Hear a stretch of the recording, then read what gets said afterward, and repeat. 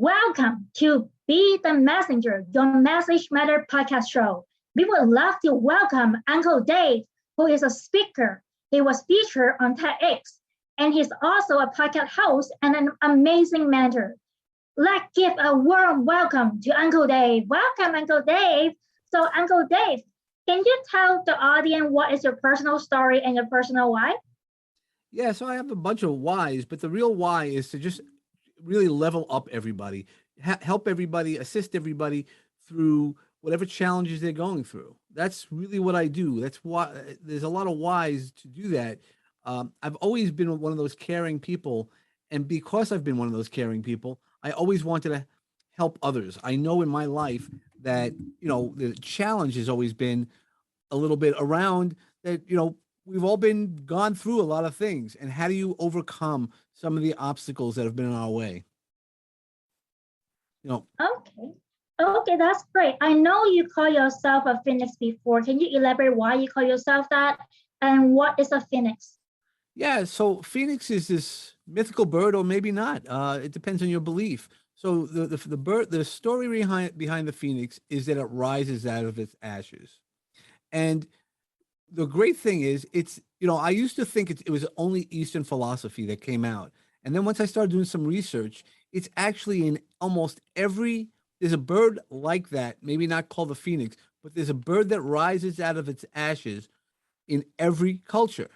So you go to and it's listed twice in the Bible. So again, I'm not a religious person. I'm not here to talk about religion, but depending on what you believe as the Bible being, it is listed in the Bible. It's listed in the story of Adam and Eve, as well as it's listed in the story of Noah's Ark. So it's traditional, and there are different ways to go. And what it goes through, if you think about your life, you've gone through a lot of challenges in life. And when that happens, you're like, I can't go through it anymore. You're in your ashes, you're in your lowest pieces, but somehow you've figured a way to get past it and rise again and fly and soar and being able to be reborn.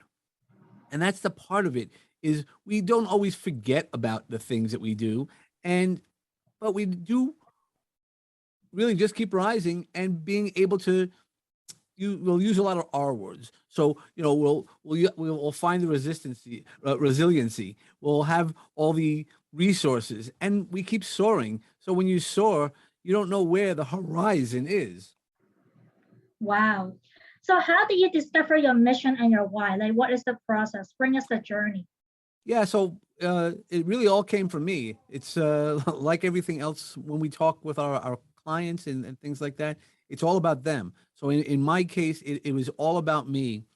The first time that I thought about being a phoenix was really tied to my divorce. I had young children. I had a daughter 3 and less than 1. And I was at this conference. It was a women's conference. There was 1,000 people in the room, and it was amazing speakers. But the one thing that really hit me was not the speakers; it was the poem by Maya Angelou. And if you've never heard of it, it's "Still I Rise," which does not talk about the phoenix. But the more I heard about that speech, the more I'm sitting there with all these women, and I'm like, I have 2 girls. I need to rise up from where I'm at, which wasn't feeling good, of course, and I needed to make sure that my girls have the opportunity to be in a room like this with 1,000 or more women talking about women's empowerment and being part of that.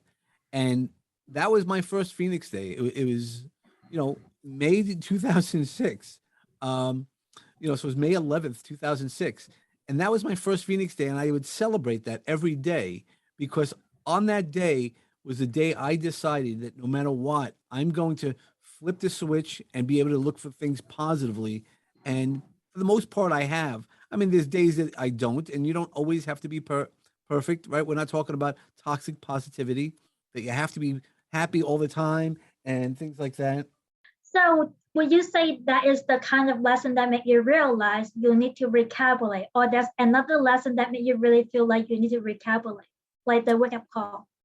Yeah, no. So we always have wake up calls in our life, and so the Phoenix moment, was my first Phoenix moment. But I've had other Phoenix moments. I mean, even 2 years ago, my life fell apart, and I tried to hurt myself. And I talk about this regularly because I think we all need to talk about the challenges we go through. You know, every day isn't going to be sunshine and unicorns. So we need to understand about the Phoenix moments in our life, but also make sure that we don't always go back to the bottom each time. And that's the really powerful piece, is to learn the right resources. And while we might be reborn or learn and keep growing, which is really important, those are the things we need to do, is make sure we don't always get kicked down all the way to the bottom again. I agree. Like, there's no point of resetting the old bottomless. You just have to learn from the lesson and move on. Yeah, it's like the old video games. Once you get to a certain level, you can't go back to the beginning, and which is good. And you shouldn't go back to the beginning, but you should always retool, recalibrate, and always rethink everything that's going through, because sometimes that's the powerful piece that we do, is when we, can reinvent ourselves and, repair ourselves as well. Yeah, so I'm just curious, what is your ultimate legacy you want to leave behind with your mission? Well, there's two legacies. So the legacy is definitely that we're able to talk about mental health a lot more. A lot more. I think that's a really important part. We all experience it, even if we don't want to admit it. If you yell at somebody, you're experiencing an issue of mental health. Just, you could be frustrated, and you're not dealing with the frustration right, and that's okay. We all yell, and I'm the last person in the world to tell you that it's always going to be perfect.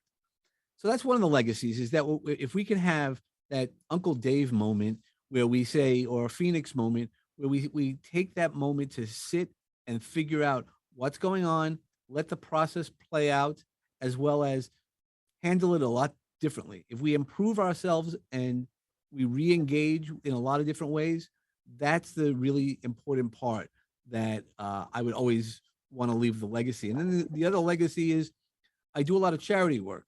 I always believe, have a helping hand, and those are the two legacies. So when you think about me, whenever that happens, I'd like you to think about, as a giving person, that I like to re-engage, and I know some people. That's the part of my thinking of what I'd love the legacy to be. And how would you go about achieving that legacy? I think I'm doing it. I think you have to put yourself out there. So part of my TEDx, when I did TEDx Farmingdale in 2020, I put myself out there, and by saying that I experienced a very serious, let's be really honest, a very serious mental health crisis at that time. And even though I knew the right resources, I wasn't using my right resources.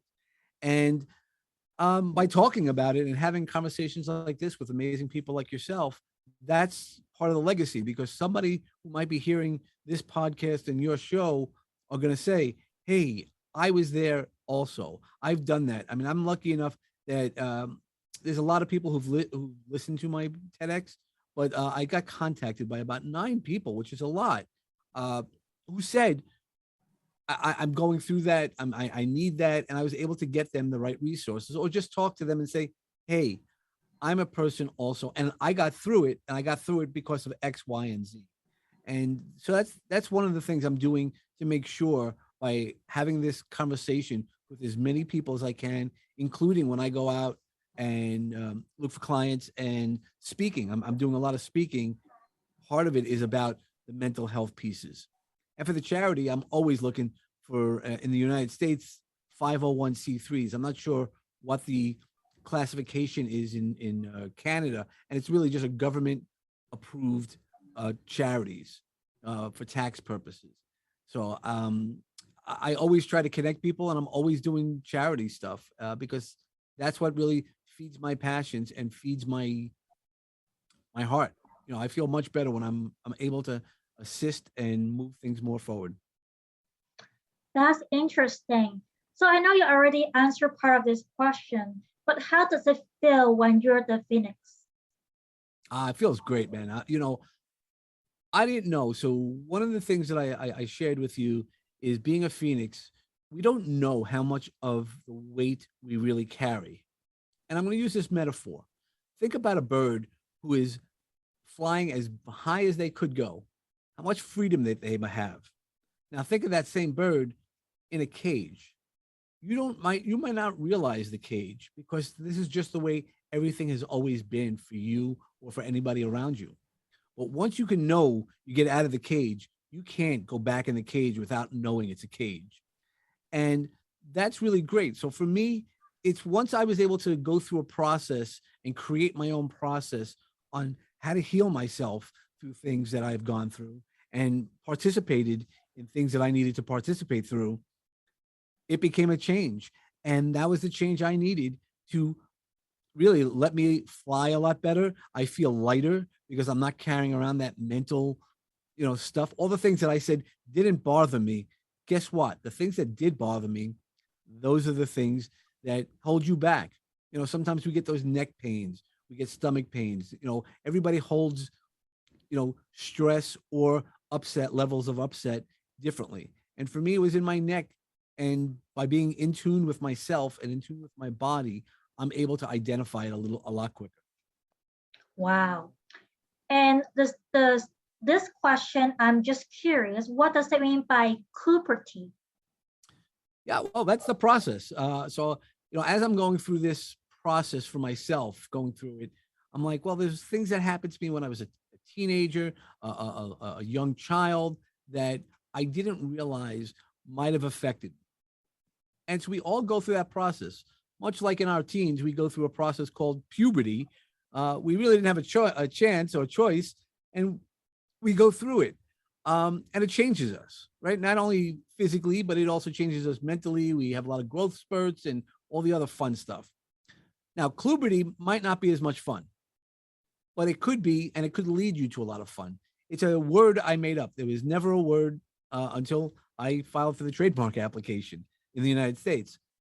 So I did it, and we were able to figure it out. And what it really is a process to look at what's holding you back. What are the opportunities that are holding you back? What are you feeling that you're carrying? It's like the old saying, you can motivate 1,000 people, but you can't carry 3 on your back. Very true. If you're carrying all this extra weight that is doing no use for you, that, mental baggage that we're carrying, or the mental energy that we're utilizing, guess what? You're not working effectively. You're a technical person. So if you have 15 screens open, that's fine, but you really are taking away some of the power of your computer. And that's the same thing with our minds. That if we take away the power and heal within ourselves, we could be the change that the world really needs. Wow, that's very deep. So why does assisting other make you so much joy, mean so much to you? Well, just seeing somebody's face, and you can learn something. I've been lucky throughout my life to meet some really interesting people, and one of the people I've met was Frank Shankowitz, which his name might not ring a bell, but I guarantee you, once I mention the organization that he founded through his own traumas and challenges, Make a Wish. I'm sure we've all heard of the Make a Wish Foundation. So I've been lucky enough to meet and talk to him, and he recently passed away, but to consider him as a friend, or I've been a friend to him, and he was one of the mentors. And what he told me was, you can always do something, because that was a lesson he learned young in life. He had a really rough childhood, and by doing that, you're also helping 2 people. Think about all the times that you've done something nice for somebody, and you've gotten that ability to help them, even if they couldn't help you back. That's the good stuff. It makes you feel good, right? If we've all gone to a soup kitchen and you fed somebody, if you look them in the eye and just go, hi, you can see the little flicker of light that they might have, just that you're treating them as a regular person rather than just somebody who needs food. Guess what? We all need stuff. And what we need might not be, perfect. And sometimes you don't know what anybody else's story is. That's the part of that mental process that I always talk about, the mental health piece. You never know what somebody else is going through until they share it with you. So we should all be kind. And guess what? If you're in the ability to help somebody, do that. It's going to help you also. It makes you feel good. It's putting it into the bank of karma. And guess what? You don't know how it's going to come back to you, but I really believe it does come back to you. I've been blessed in so many ways in meeting so many different people through my charity work and just seeing people be more cheerful. And that's one of those things that you were talking about earlier about legacy. That legacy is one of those things that I love. That I think about it. One more second is that book by Mitch Albom, The 5 People You Meet in Heaven. And about that book, if you haven't read it, it's a great book. It's a storybook. You don't know who those 5 people when you go to heaven, if there's a heaven, right? But what you do is think about all that all the time. I think about that all the time. Who are the people that I might have helped along the way that I didn't realize that if I just said to you, like you, Vivian, hey, you look great, and you might have just needed that for that day, and you might be one of those people. You don't know what anybody needs because not everybody tells you everything. So if you think about the 5 people that when you go to heaven, think about that. And when you're helping out somebody, and guess what? You never know when those people will stand up for you and welcome you in the way that you need welcome.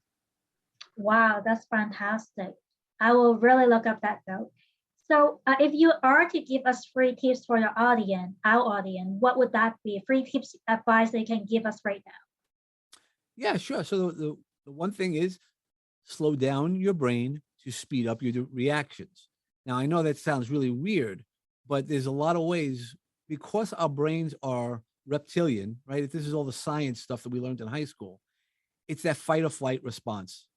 But if we have a lot of layers of fight or flight response, the brain doesn't necessarily remember it all. It sums it all up.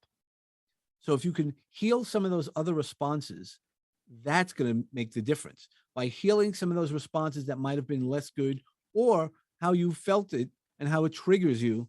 You can heal those. That's one way to really reset yourself. Another thing that I would say to do is always look at people giving you advice or anything like that or talking to you. They're always looking at it for your highest good.